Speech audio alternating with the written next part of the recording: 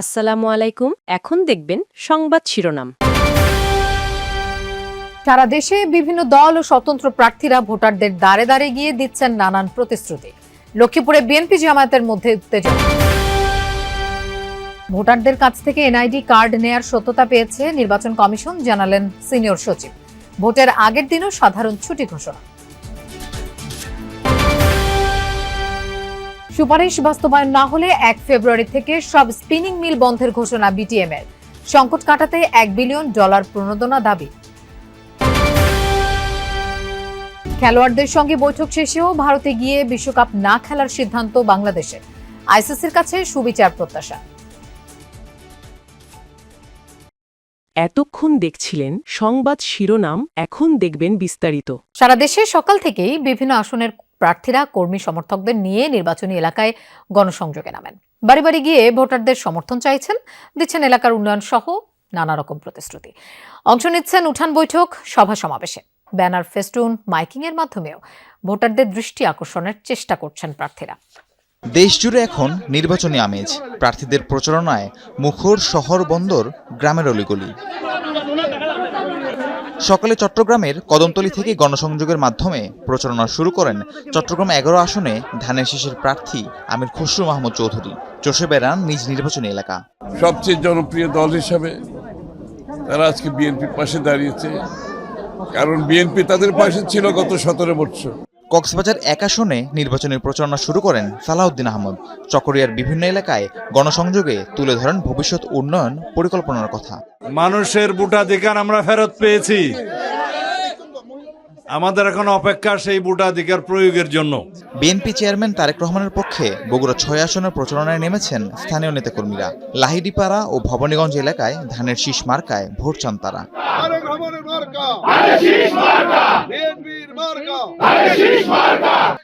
জনসংযোগ আর প্রচারণায় ব্যস্ত বরগুনার প্রার্থীরাও।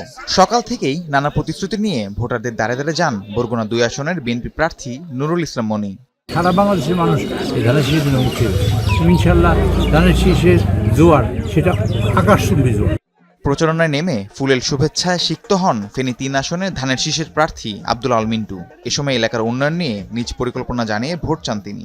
শুধু বিল্ডিং বানানো না, এই উন্নয়ন হবে স্বাস্থ্য খাতের, স্বাস্থ্য সেবার উন্নয়ন, খেলাধুলার উন্নয়ন এবং শিক্ষার উন্নয়ন। আনুষ্ঠানিক প্রচারণা শুরুর দিনে খুলনার খালিশপুরে পথসভা করেন 3 আসনের বিএনপি প্রার্থী রকিবুল ইসলাম বকুল। মাদক ও সন্ত্রাস নির্মূলের নির্বাচনী প্রচারের আড়ালে কিছু ব্যক্তি ও সংগঠন ভোটারদের ব্যক্তিগত তথ্য এবং এনআইডি সংগ্রহ করছে, এমন অভিযোগের সত্যতা পেয়েছে ইসি। এ বিষয়ে ভোটার, প্রার্থী সহ সংশ্লিষ্ট সবাইকে সচেতন হতে আহ্বান জানানো হয়েছে। সন্ধ্যায় নির্বাচনী ভবনে এক ব্রিফিংয়ে এমনটি জানান ইসি সচিব। নির্বাচনের ভোট গণনায় বেশি সময় লাগবে বলেও জানান তিনি। বলেন, প্রার্থীর দ্বৈত নাগরিকত্বের ব্যাপারটি গোপন করা হলে ব্যবস্থা নেবে কমিশন। ভোটের সময় মোবাইল ও ইন্টারনেট ভিত্তিক ব্যাংকিং কার্যক্রম বন্ধ নয়, সীমিত করা হবে বলেও জানান তিনি। এর আগে দুপুরে মানহানির অভিযোগ দিতে ইসিতে আসেন রুমিন ফারহানা। সংসদ নির্বাচন ও গণভোট উপলক্ষে মোবাইল ব্যাংকিং নিয়ে সরকারের বিভিন্ন মন্ত্রণালয়, বিভাগ ও মোবাইল ব্যাংকিং প্রতিষ্ঠানের সাথে ইসির বৈঠক। 1.5 ঘণ্টাব্যাপী বৈঠক শেষে সাংবাদিকদের সাথে কথা বলেন সিনিয়র সচিব আখতার আহমেদ। বলেন, এবারের নির্বাচনে প্রায় 500 পর্যবেক্ষক আসবে বলে ধারণা করছে ইসি। 50 জন জার্নালিস্ট অ্যাক্রস দ্য ওয়ার্ল্ড এবং 78 অবজারভার্স অ্যাক্রস দ্য ওয়ার্ল্ড ওনারা আসতে চান। এটা প্রতিনিয়ত বাড়ছে, হয়তো দেখা যাবে যে আরো আধা ঘন্টা পরে বা 1 ঘন্টা পরে এটার সংখ্যা ভিন্ন হচ্ছে। স্পিনিং বা সুতা শিল্প রক্ষায় আন্তরিক নয় সরকার, তাই বাণিজ্য মন্ত্রণালয়ের সুপারিশ বাস্তবায়নে দেরি হচ্ছে। 7 দিনের মধ্যে এটি কার্যকর না হলে 1 ফেব্রুয়ারি থেকে সব স্পিনিং মিল বন্ধ করে দেওয়া হবে, এমন হুঁশিয়ারি দিয়েছে Bangladesh textile mills association, BTMA. বিকেলে সংবাদ সম্মেলনে সভাপতি শওকত আজিজ রাসেল জানান, $1 বিলিয়ন প্রণোদনা দিলে টেক্সটাইল খাত ঘুরে দাঁড়ানোর সুযোগ পাবে। টেক্সটাইল খাতে দুরবস্থা দীর্ঘদিনের। উৎপাদন খরচ বেড়েছে প্রায় 30 ভাগ।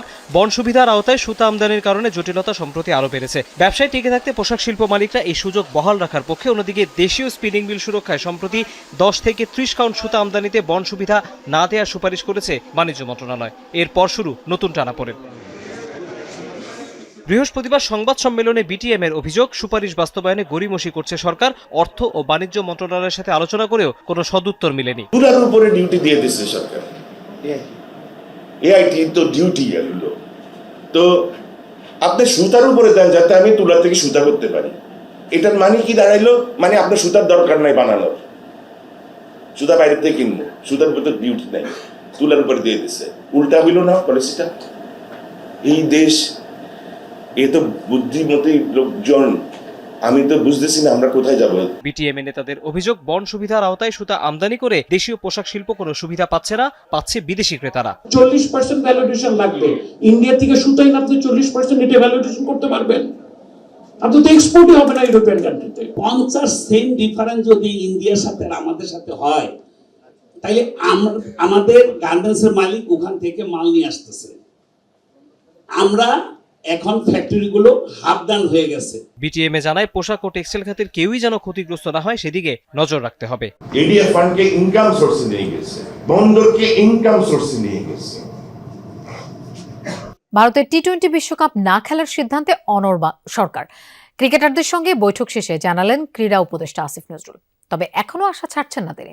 ক্রীড়া উপদেষ্টার বিশ্বাস, ভেন্যু পরিবর্তন করে বাংলাদেশকে বিশ্বকাপ খেলার সুযোগ করে দেবে আইসিসি। ভারতে বিশ্বকাপ না খেলার বিষয়টি চূড়ান্তভাবে আইসিসিকে জানিয়ে দিয়েছে বিসিবিও। নিরাপত্তা সংকটের মাঝেও আইসিসির অনৈতিক চাপের মুখে দাঁড়িয়ে বাংলাদেশ বিশ্বকাপ খেলতে ভারতে যাবে কি, এমন সিদ্ধান্ত জানানোর অন্তিম মুহূর্তের সামনে দাঁড়িয়ে ক্রিকেটের সবচেয়ে বড় অংশীদার ক্রিকেটারদের মতামত জানতেই ক্রীড়া উপদেষ্টা তাদের সঙ্গে বসলেন। ঢাকার একটি 5 তারকা হোটেলে একে একে প্রবেশ করলেন লিটন, মিরাজ, ইমন, সাইফ, সাকিব, হাসান মাহমুদরা। খানিক বাদেই এলেন বিসিবির সভাপতি আমিনুল ইসলাম বুলবুল ও ক্রীড়া উপদেষ্টা আসিফ নজরুল। সবার মাঝেই উৎকণ্ঠা। ঘণ্টা খানিক মিটিংয়ের পর ক্রীড়া উপদেষ্টা আগের সিদ্ধান্তেই অটল থাকার কথা জানালেন। ভারতে বিশ্বকাপ না খেলা এটা আমাদের সরকারের সিদ্ধান্ত। কোনো একটা দেশের মানুষ অন্য একটা দেশে গেলে সিকিউরিটি রিস্ক আছে কিনা সেটা সরকার বিবেচনা করে দেখে, এটা অন্য কারো বিবেচনার স্কোপ নাই।